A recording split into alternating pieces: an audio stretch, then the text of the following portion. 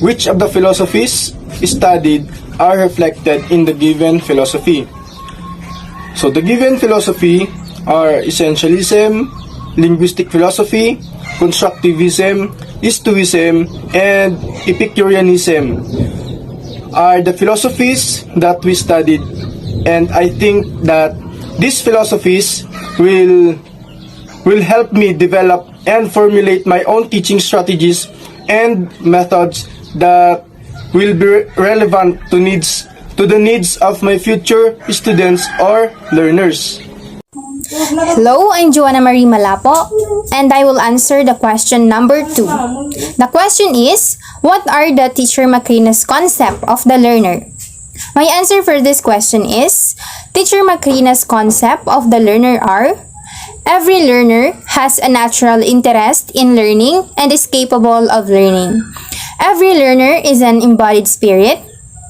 Every learner can be influenced but not totally his or her environment. Every learner is unique, and so comparing a child to other child has no basis. And lastly, every learner have an empathy mind, rather is full of ideas.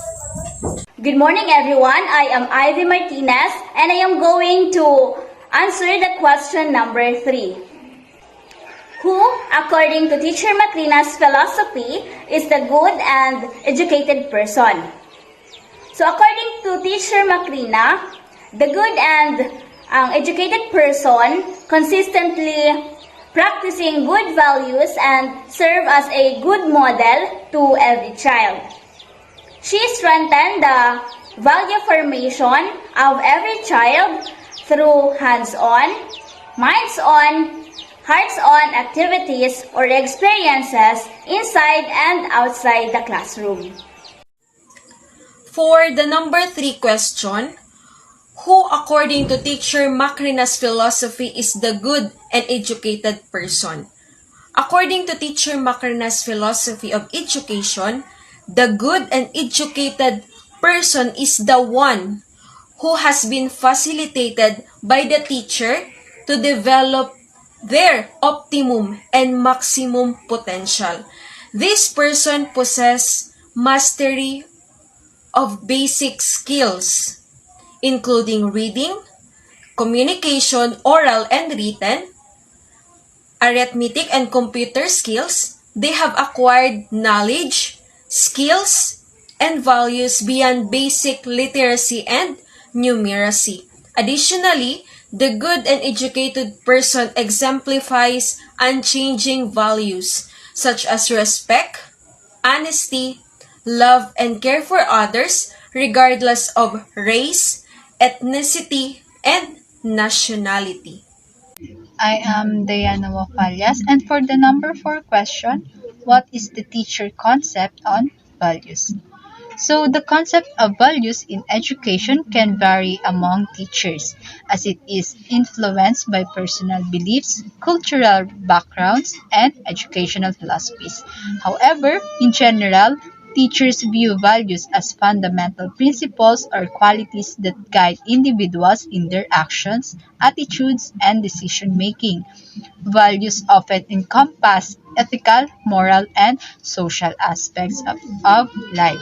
So teachers recognize the importance of integrating values into the educational process, understanding that education is not solely about acquiring knowledge and skills but also about fostering the development of well-rounded individuals. They aim to cultivate values such as respect, honesty, empathy, responsibility, fairness, tolerance, and perseverance in their students. Teachers may employ various strategies to promote values in the classroom. They model positive behaviors and attitudes, encourage open discussion about ethical dilemmas, incorporate values into lesson content, provide opportunities for students to practice values through projects and activities, and create a classroom environment that fosters a sense of community and mutual respect.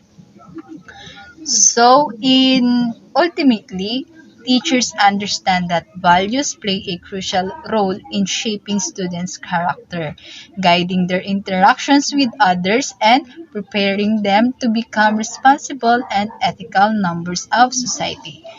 Question number 5. What does Teacher Macrina believe to be her primary task? Teacher Macrina believed that her task as a teacher is to facilitate the development of every child to the optimum and to the maximum by reaching out to all children without bias and prejudice towards the least of the children, making every child feel good and confident about himself or herself through his or her experiences of the success in the classroom, helping every child master the basic skills of reading, communicating in oral and written form, arithmetic, and computer skills, teaching subject matter with mastery so that every child will use his or her basic skills to continue acquiring knowledge, skills, and values for him or her to go beyond basic literacy and basic numeracy, inculcating or integrating the unchanging values of respect, honesty, love, and care for others regardless of race, ethnicity, nationality, appearance, and economic status in lessons. Consistently practicing these values to serve as models for every child. Strengthening the value formation of every child through hands-on, minds-on, hearts-on experiences inside and outside the classroom. Providing every child activities meant to develop the body, the mind, and the spirit. And teaching not only what to learn, but more important, how to learn. Good day, I am Maria Raquel Mijares, and the number 6 question is, do her concepts of the learner and the educated person match with how she will go her task of facilitating every child's full development? And the answer is yes, because she is consistent on how she will go about her task of facilitating every child's development in accordance with her belief of concept about a learner. I am Sean David Mayor, and I was assigned to answer the question number 7, which is, you notice that the teacher Macrina's thought on the learner's values and method begin with the phrase, I believe. Will it make a difference if she writes her philosophy in paragraph form using the third person?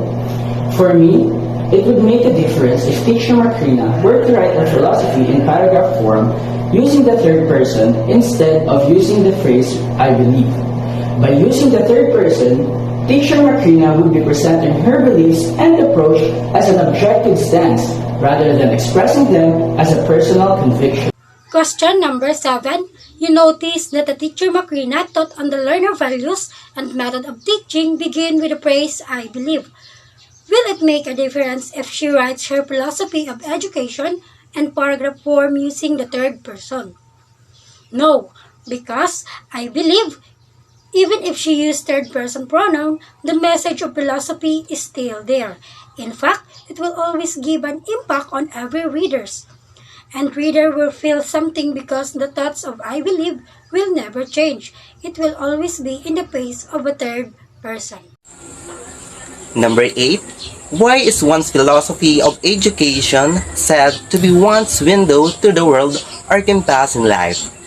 One's philosophy of education can be likened to a window to the world or a compass because it provides a framework through which individuals can understand and navigate their everyday lives, just as a window allows us to see and connect with the outside world. Our philosophy of education shapes our perspective, allowing us to gain insights into various aspects of life and the world around us. A philosophy of education encompasses our beliefs about the purpose of education, the nature of the knowledge, the role of the learner, and the methods of the teaching and learning. It reflects our fundamental values, principles, and theories about education.